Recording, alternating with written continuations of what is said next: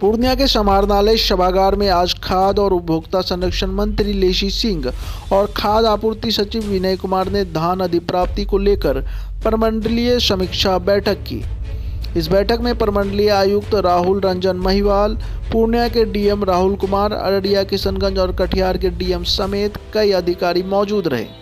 मंत्री लेसी सिंह ने कहा कि इस बार पूर्णिया और कोसी प्रमंडल के किसानों के लिए 1 नवंबर से ही धान की खरीद शुरू कर दी गई है, ताकि किसानों को कम दाम पर बिचौलिए के हाथों धान नहीं बेचना पड़े। वहीं 48 घंटे के अंदर भुगतान का भी निर्देश दिया गया है। वहीं विभागीय सचिव विनय कुमार ने कहा कि पूर्णिया प्रमंडल में धान क्रय की स्थिति काफ़ी अच्छी है, किसानों को समय पर भुगतान भी हो रहा है। उन्होंने कहा कि विभाग इन चारों जिले का टारगेट बढ़ाने पर भी विचार कर रही है। उन्होंने आगे कहा कि समीक्षा बैठक में पाया गया है कि इन चारों जिलों में मिलरों से भी पैक्सों को टैग कर लिया गया है।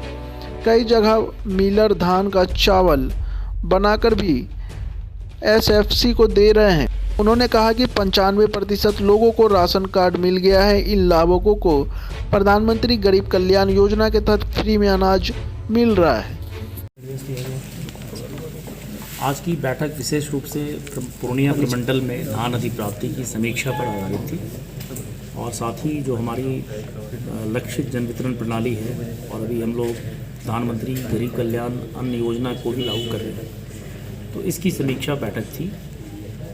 चारों ज़िले में धान की अधिप्राप्ति की समीक्षा में हम लोगों ने पाया कि यहाँ जो राज्य में औसत धान अधिप्राप्ति की प्रगति है उसके मुकाबले यहाँ पर ज़्यादा अच्छी प्रगति है और जो किसान हमारे पास अभी तक आए हैं जिनका धान हम लोगों ने लिया है पैक्सों और व्यापार मंडलों के माध्यम से, उसकी संख्या भी यहाँ ज़्यादा है। इसका मतलब है कि जो हमारे यहाँ छोटे और सीमांत किसान हैं वहाँ तक हमारा एमएसपी का लाभ पहुँच रहा है, ये सुनिश्चित करता है।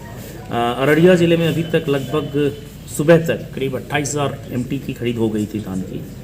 लक्ष्य उनका 89,000 MT है। कटिहार ज़िले में 55,000 MT के लक्ष्य के विरुद्ध अभी तक लगभग 16,000 MT की खरीद हो गई थी। किशनगंज में 90,000 MT के लक्ष्य के विरुद्ध आज सुबह तक 12,211 MT की खरीद हुई है और पूर्णिया में 60,000 MT का लक्ष्य है, उसके विरुद्ध लगभग 23,000 MT की खरीद सुबह तक हुई थी और किसानों की संख्या भी काफ़ी उत्साहजनक है। ज़्यादा से ज़्यादा किसान हमारे साथ आ रहे हैं, ये बहुत बड़ी बात है। यहाँ की जो पेमेंट है किसानों को वो भी बहुत अच्छा यहाँ पर है और अभी तक इन जिलों ने लगभग 80% किसानों को समय पर भुगतान किया है। जो 48 घंटे की समय सीमा है कि धान देने के 48 घंटे के भीतर किसानों को भुगतान हो जाना चाहिए, वो लगभग यहाँ चल रही है।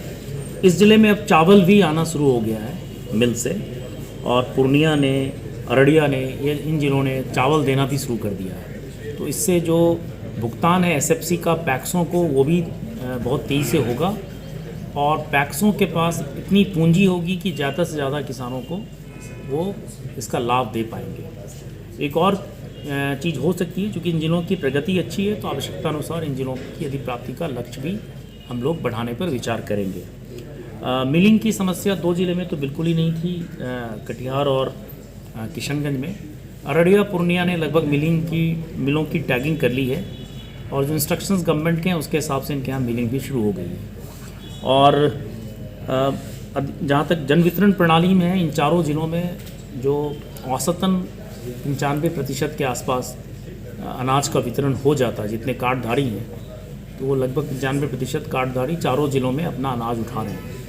हम लोगों ने यह निर्देश दिया है कि जहाँ कहीं अभी भी राशन कार्ड से वंचित परिवार हैं और राशन कार्ड लेने की पात्रता रखते हैं। बैठक थी जिसमें हमारे सचिव महोदय भी आए हुए हैं और चारों जिला के जिला पदाधिकारी, आयुक्त महोदय।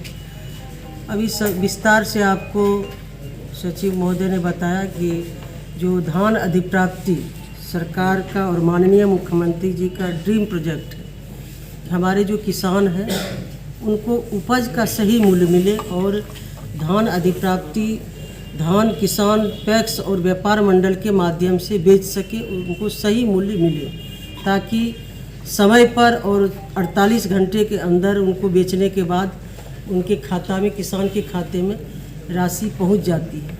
ये व्यवस्था सरकार ने सुनिश्चित कराया है, विभाग ने सुनिश्चित किया है कि कि हमारे किसान को किसी भी तरह से, जो हमारे छोटे किसान हैं, मझोले किसान हैं, सब कहीं औने पौने दाम में बाज़ार में बिचौलिए के माध्यम से नहीं बेचे। इसके लिए चरणबद्ध तरीके से इस इलाके में पूर्णिया प्रमंडल और कोसी प्रमंडल में 1 नवंबर से ही धान अधिप्राप्ति की शुरुआत की गई, ताकि बिचौलिया सस्ते दर में नहीं बेच सके, उनको किसानों को सही मूल्य मिले।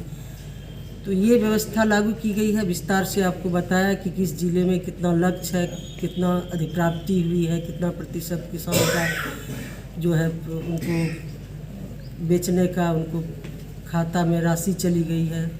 तो ये और जन वितरण प्रणाली की भी समीक्षा की गई और उसमें उठाव और वितरण बहुत ही अच्छा है इस चारों जिला का। और भी डायरेक्शन आज मीटिंग में दिया गया, जो हमारी सरकार का, भारत सरकार और बिहार सरकार, माननीय मुख्यमंत्री जी का संकल्प है कि हमारे राज्य में कोई भी गरीब भूखे नहीं सोए। इसके लिए व्यवस्था इस विभाग का बहुत ही महत्वपूर्ण भूमिका है कि 8 करोड़ 71 लाख लोगों यूनिट तक राशन पहुंचाती है और कोई भूखे नहीं रहे। इसके अलावे भी यदि कोई राशन कार्ड लेने लायक व्यक्ति है, योग्य व्यक्ति है, गरीब है, तो उनको हम लोग निरंतर ये काम करते रहेंगे। राशन कार्ड बनवा के उन गरीब तक राशन पहुंचाएंगे। ये आज के बैठक में सभी जिला के जिलाधिकारी और सभी अधिकारी को निर्देश दिया गया है। अधिप्राप्ति में और तेज़ी हो, अच्छा प्रदर्शन है चारों जिला का।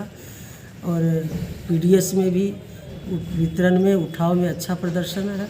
और भी जो भी यहाँ पर डायरेक्शन था आज दिया गया विभाग के सचिव और हम लोगों की ओर से। तो यही आज बैठक में। ग्रामीण इलाकों में कुछ पैक्सों के द्वारा आनाकानी की जाती है कि ये धान मिलेंगे। अब हर खबर पर होगी हमारी नजर।